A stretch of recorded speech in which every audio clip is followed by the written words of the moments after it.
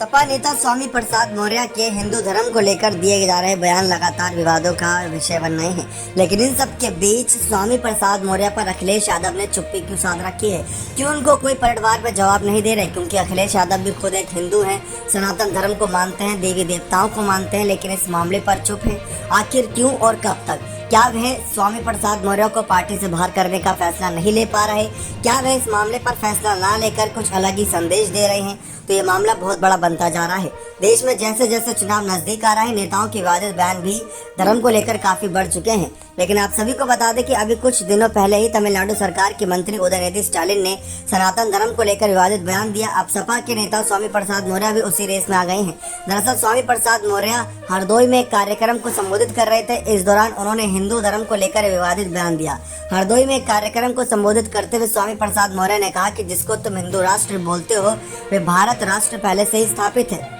ये भारत ना कभी हिंदू राष्ट्र था, ना हिंदू राष्ट्र है और ना हिंदू राष्ट्र होगा। इसलिए साथियों, हिंदू राष्ट्र की मांग करने वाले संविधान और लोकतंत्र विरोधी हैं।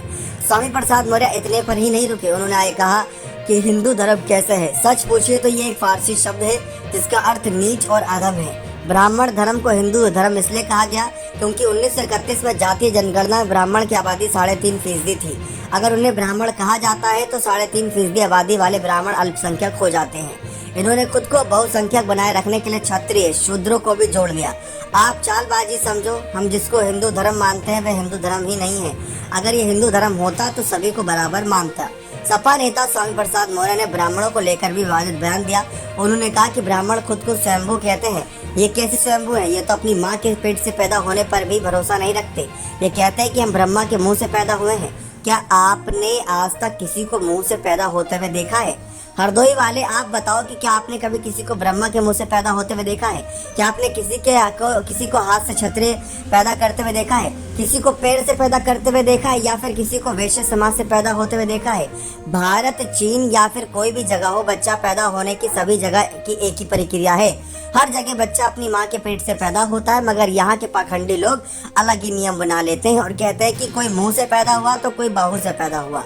ऐसा लगता है कि ब्रह्मा के शरीर में 4 जगह पैदा होने वाले अंग से बना दिए गए हैं। जहाँ से चाहते थे वहीं से पैदा करते थे। तो इतना बड़ा विवादित बयान दे दिया स्वामी प्रसाद मौर्य ने।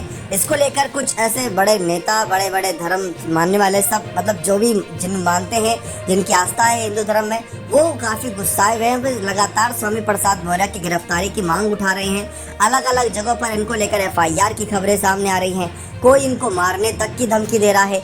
अब इतना बड़ा मुद्दा और हिंदू धर्म को लेकर इतना बड़ा मुद्दा बनाया जा रहा है तो इसका कितना फायदा वोट बैंक पर पड़ेगा? क्योंकि नेता लोग कोई भी बयान देते हैं या कोई भी कदम उठाते हैं तो वोट बैंक के लिए होता, सबको पता है। लेकिन अब ये बड़ा बयान दिया गया है हिंदू धर्म को लेकर। डिम्पल यादव, अखिलेश यादव, राम गोपाल, शिवपाल यादव अपने आप को रामकृष्ण मानने वाले हिंदू धर्म के बड़े कहीं ना कहीं चेहरे बताते हैं, लेकिन अब इस मामले पर चुप है। तो इस मामले पर अखिलेश को कोई ना कोई एक्शन लेना चाहिए, ऐसा लोगों का कहना है। अब एक्शन नहीं हुआ तो क्या होगा, ये देखना दिलचस्प होगा। बने रहे चैनल के साथ। बहुत बहुत धन्यवाद।